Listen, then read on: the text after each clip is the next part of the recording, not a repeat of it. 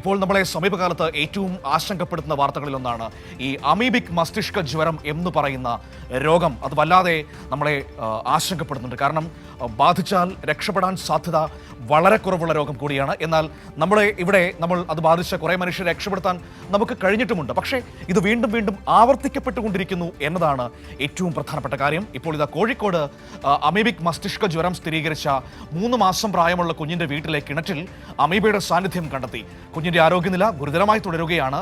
Amoebic മസ്തിഷ്ക ജ്വരം സ്ഥിരീകരിച്ച സാഹചര്യത്തിൽ ആരോഗ്യവകുപ്പ് പ്രതിരോധ പ്രവർത്തനങ്ങൾ ഊർജിതമാക്കിയിട്ടുണ്ട്. വന്ന് നമ്മുടെ സ്വന്തം വീട്ടുമുറ്റത്തെ കിണറ്റിലെ വെള്ളം പോലും വിശ്വസിക്കാൻ കഴിയാത്ത സാഹചര്യത്തിലേക്ക് പോകുന്നു എന്നതാണ് ഏറ്റവും ആശങ്കപ്പെടുത്തുന്നത്. ഇതെന്തുകൊണ്ടാണ് ഇങ്ങനെ സംഭവിക്കുന്നത് എന്നതിൽ ഒരുപക്ഷെ വിശദമായ പഠനങ്ങളടക്കം നടത്തേണ്ടി വരുമെന്ന് തോന്നുന്നു. വിവരങ്ങളുമായി ഇപ്പോൾ AK ലതീഷ് കോഴിക്കോട് നിന്ന് നമ്മളോടൊപ്പം ചേരുകയാണ്. നോക്കാം ആരോഗ്യവകുപ്പിന്റെ നടപടികൾ എങ്ങനെയാണെന്ന്. Latheesh, good morning. ഏറ്റവും സങ്കടപ്പെടുത്തുന്ന വാർത്തയായിരുന്നു ആ ചെറിയ കുഞ്ഞിന് ഈ രോഗം സ്ഥിരീകരിച്ചത്. അതിലേറെ ആശങ്കപ്പെടുത്തുന്ന വീട്ടുമുറ്റത്തെ കിണറ്റിലെ വെള്ളത്തിൽ ഇപ്പോൾ ഈ രോഗം പരത്തുന്ന അമീബയുടെ സാന്നിധ്യം കണ്ടെത്തി എന്നതാണ്. ലതീഷ്, തുറന്നു പറഞ്ഞാൽ നമ്മുടെ വീട്ടുമുറ്റത്തെ കിണറ്റിലെ വെള്ളം പോലും വിശ്വസിക്കാൻ കഴിയാത്ത സാഹചര്യത്തിലേക്ക് പോകുന്നു എന്നതാണ് സത്യം. മനു, കെട്ടിക്കിടക്കുന്ന ജലാശയങ്ങളിലാണ് സാധാരണ അമീബയുടെ സാന്നിധ്യം കണ്ടെത്താറുള്ളത്. കുളങ്ങളിലാണ് കൂടുതലും ഇത് കാണാറുള്ളത്. കാരണം പായലും പൂപ്പലുമെല്ലാം കൂടുതലായി ഉണ്ടാവുക കുളങ്ങളിലാണ്. ഉപയോഗശൂന്യമായി കിടക്കുന്ന കുളങ്ങളിൽ ഇതിൻ്റെ സാന്നിധ്യം കൂടുതൽ ഉണ്ടാകും എന്നും ആരോഗ്യവകുപ്പ് തന്നെ പറയുന്നുണ്ട്. എന്നാൽ ഓമശ്ശേരിയിലെ 3 മാസം പ്രായമായ കുഞ്ഞിന് അമീബിക് മസ്തിഷ്ക ജ്വരം സ്ഥിരീകരിച്ചത് ആരോഗ്യവകുപ്പിന് തന്നെ വലിയ ആശ്ചര്യം ഉണ്ടാക്കുന്ന സംഭവമായിരുന്നു. വീട്ടിലെ കിണറിൽ നടത്തിയ പരിശോധനയിലാണ് അമീബയുടെ സാന്നിധ്യം കണ്ടെത്തിയത്. ക്ലോറിനേഷൻ നടത്തുകയും അതേപോലെ തന്നെ കിണർ അടച്ചു മൂടുകയും ചെയ്തിട്ടുണ്ട്.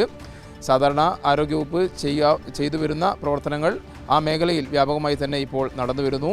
കുഞ്ഞ് കോഴിക്കോട് മെഡിക്കൽ കോളേജ് ആശുപത്രിയിൽ ചികിത്സയിലാണ്. ആരോഗ്യനില ഗുരുതരമായി തന്നെ തുടരുന്ന സാഹചര്യമാണ് നിലവിലുള്ളത്. കഴിഞ്ഞ ദിവസം താമരശ്ശേരിയിൽ 9 വയസ്സുകാരി മസ്തിഷ്ക ജ്വരം ബാധിച്ച് മരിക്കുന്ന സാഹചര്യമുണ്ടായിരുന്നു. കുട്ടിയുടെ സഹോദരന് 7 വയസ്സുകാരൻ സഹോദരൻ രോഗലക്ഷണങ്ങളോടെ കോഴിക്കോട് മെഡിക്കൽ കോളേജ് ആശുപത്രിയിൽ നിലവിൽ ചികിത്സ തേടിയിട്ടുണ്ട്. ഇവർ കുളിച്ച കുളത്തിലെ വെള്ളത്തിൻ്റെ സാമ്പിൾ പരിശോധനയ്ക്ക് അയക്കുകയും ചെയ്തിട്ടുണ്ട്.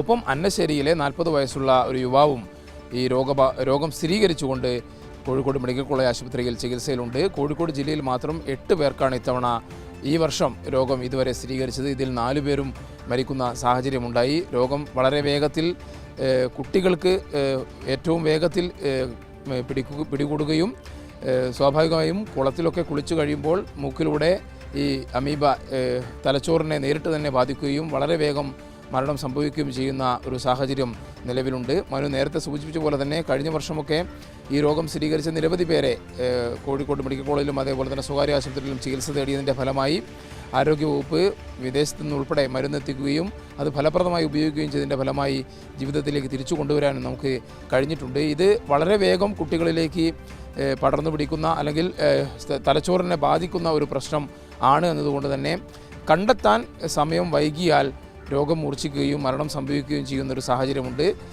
വളരെ വേഗത്തിൽ രോഗം കണ്ടെത്തുകയാണെങ്കിൽ അതിനാവശ്യമായ ചികിത്സ നൽകുകയും ജീവിതത്തിലേക്ക് തിരിച്ചു കൊണ്ടുവരാനും കഴിയുന്ന സാഹചര്യം കൂടി നിലവിലുണ്ട്. കോഴിക്കോട് മെഡിക്കൽ കോളേജിൽ കഴിയുന്ന 40-കാരൻ്റെ ആരോഗ്യനില മെച്ചപ്പെട്ടിട്ടുണ്ട് എന്നാണ് നമുക്ക് ആശുപത്രി അധികൃതരിൽ നിന്നും ലഭിക്കുന്ന വിവരം.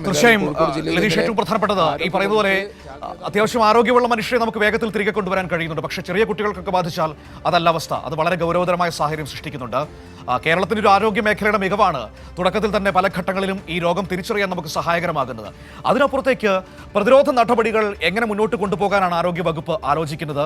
അവർ നൽകുന്ന നിർദ്ദേശങ്ങൾ എന്തൊക്കെയാണെന്ന് ആ നാട്ടിലെ മനുഷ്യർക്ക്? മനു, ആരോഗ്യവകുപ്പ് കോഴിക്കോട് ജില്ലയിൽ ഇതുമായി ബന്ധപ്പെട്ട് ജാഗ്രതാ നിർദ്ദേശം പുറപ്പെടുവിച്ചിട്ടുണ്ട്. അവർ പറയുന്ന കാര്യം എന്ന് പറയുന്നത് കെട്ടിക്കിടക്കുന്ന വെള്ളത്തിൽ മുങ്ങി കുളിക്കുന്നവരിലും നീന്തുന്നവരിലുമൊക്കെയാണ് ഇത് സാധാരണയായി കൂടുതലായി കണ്ടെത്തുന്നത്. മൂക്കിനെയും തലച്ചോറിനെയും വേർതിരിക്കുന്ന നേർത്ത പാളിയിലെ സുഷിരങ്ങൾ വഴിയോ കർണപടത്തിലുണ്ടാകുന്ന സുഷിരങ്ങൾ വഴിയോ ആണ് അമീബ തലച്ചോറിൽ പ്രവേശിക്കുന്നത്. അതുകൊണ്ട് തന്നെ ഇത്തരത്തിൽ മുങ്ങിക്കുളിക്കുന്നവരും കുളത്തിൽ മറ്റും കുളിക്കുന്നവരുമെല്ലാം പ്രത്യേകിച്ച് കുട്ടികൾക്ക് മനു നേരത്തെ സൂചിപ്പിച്ച പോലെ തന്നെ ഇത് ആരോഗ്യ പ്രവർത്തകരുമായി നമ്മൾ സംസാരിക്കുമ്പോൾ അമീബ സാന്നിധ്യം പല കുളങ്ങളിലും ഉണ്ടായേക്കാം. ആ കുളങ്ങളിൽ കുളിക്കുകയാണെങ്കിൽ തന്നെ അതിൽ 10 പേരോ 20 പേരോ കുളിക്കുകയാണെങ്കിൽ അതിലൊരു പക്ഷേ പ്രതിരോധം കുറഞ്ഞ അല്ലെങ്കിൽ മറ്റെന്തെങ്കിലും തരത്തിൽ പനിയോ മറ്റോ അസുഖങ്ങളോ ഒക്കെയുള്ള കുട്ടികളിൽ വളരെ വേഗം ഒരു കുട്ടിക്ക് മാത്രമായിരിക്കും ചിലപ്പോൾ ഈ അമീബ ഇത്തരത്തിൽ മൂക്കിലൂടെ അല്ലെങ്കിൽ കർണപടത്തിലൂടെയൊക്കെ ശരീരത്തിലെത്തുകയും അല്ലെങ്കിൽ തലച്ചോറിനെ ബാധിക്കുകയും ചെയ്യുന്ന സാഹചര്യം ഉണ്ടാവുക. അതുകൊണ്ട് തന്നെ ഇത്തരം ജലാശയങ്ങളിൽ കുളിക്കുന്നവർ ജാഗ്രത പാലിക്കണമെന്നുള്ളതാണ് ആരോഗ്യവകുപ്പ് നൽകുന്ന നിർദ്ദേശം. പ്രത്യേകിച്ച് ഈ പ്രദേശങ്ങളിൽ ഓമശ്ശേരി, അതേപോലെ തന്നെ താമരശ്ശേരി, ഈ രോഗം റിപ്പോർട്ട് ചെയ്ത അന്നശ്ശേരി തുടങ്ങിയ പ്രദേശങ്ങളിൽ ഇത്തരത്തിൽ ആരോഗ്യവകുപ്പ് ജാഗ്രതാ നിർദ്ദേശം പുറപ്പെടുവിച്ചിട്ടുണ്ട്. ഈ പ്രദേശങ്ങൾ രോഗം സ്ഥിരീകരിച്ച വ്യക്തികൾ താമസിക്കുന്ന വീടും പരിസരവും ക്ലോറിനേഷൻ നടത്തുന്ന സാഹചര്യം കഴിഞ്ഞ ദിവസങ്ങളിൽ തന്നെ ആരംഭിച്ചിട്ടുണ്ട്. ഒപ്പം പനി സർവേ ഈ മേഖലകൾ കേന്ദ്രീകരിച്ചുകൊണ്ട് പനി സർവേ നടത്തുന്നു. രോഗലക്ഷണങ്ങൾ കണ്ടെത്തുന്ന ആളുകളെ വളരെ വേഗത്തിൽ കോഴിക്കോട് മെഡിക്കൽ കോളേജിലേക്ക് എത്തിക്കാൻ ആവശ്യമായ നടപടികൾ സ്വീകരിച്ചിട്ടുണ്ട്. അതിൻ്റെ ഭാഗമായാണ് കഴിഞ്ഞ ദിവസം മരിച്ച കുട്ടിയുടെ 2 സഹോദരങ്ങളെ ഒരുമിച്ച് കഴിഞ്ഞ ദിവസം തന്നെ ആ രോഗം സ്ഥിരീകരിച്ച് കുട്ടി ചികിത്സയിൽ തുടരുന്ന ഘട്ടത്തിൽ തന്നെ ആശുപത്രിയിലേക്ക് മാറ്റിയിരുന്നു. പിന്നീട് ആശുപത്രിയിൽ നിന്നും ഡിസ്ചാർജ് ആകുന്ന നിലയുണ്ടായി. ഇതിൽ ഒരു കുട്ടിക്ക് 9 വയസ്സുകാരിയുടെ സഹോദരൻ 7 വയസ്സുകാരന് വീണ്ടും പനി കണ്ടെത്തിയതിനെ തുടർന്നാണ് വീണ്ടും കോഴിക്കോട് മെഡിക്കൽ കോളേജിലേക്ക് മാറ്റിയത്. സ്രവ സാമ്പിൾ പരിശോധനയ്ക്ക് അയച്ചിട്ടുണ്ട്. ഈ തരത്തിൽ രോഗം കണ്ടെത്തിയാൽ ആ പ്രദേശങ്ങൾ കേന്ദ്രീകരിച്ചുകൊണ്ട് പനി സർവേ, ക്ലോറിനേഷൻ ഉൾപ്പെടെ നടത്തിക്കൊണ്ട് പ്രതിരോധ പ്രവർത്തനങ്ങൾ ഊർജിതമാക്കുക. ഒപ്പം രോഗലക്ഷണങ്ങൾ കാണുന്ന കുട്ടികളെ പരമാവധി വേഗത്തിൽ ആശുപത്രിയിൽ എത്തിക്കുക. അതിനാവശ്യമായ നിർദ്ദേശങ്ങൾ ആരോഗ്യവകുപ്പ് DMO തലത്തിൽ തന്നെ താഴേക്ക് ഗ്രാമപഞ്ചായത്ത് തലത്തിലേക്ക് ഉൾപ്പെടെ നൽകിയിട്ടുണ്ട്. ആ നിലയിലുള്ള പ്രതിരോധ പ്രവർത്തനങ്ങൾ നടക്കുന്നുണ്ട്. ഒപ്പം രോഗം കണ്ടെത്തിയ സ്ഥലങ്ങളിൽ ഞാൻ നേരത്തെ സൂചിപ്പിച്ച പോലെ സാധാരണ ചെയ്യാറുള്ളത് ഈ കുളങ്ങൾ അല്ലെങ്കിൽ കിണറുകൾ കെട്ടിയടയ്ക്കുക, ക്ലോറിനേഷൻ നടത്തുക. അതുമായി ബന്ധപ്പെട്ട് കുറേ ദിവസങ്ങൾ വെള്ളം ഉപയോഗിക്കാതിരിക്കുക. ആ തരത്തിലുള്ള നിർദ്ദേശങ്ങളും ഇതിനകം തന്നെ ആരോഗ്യവകുപ്പ് നൽകിയിട്ടുണ്ട്. മനു.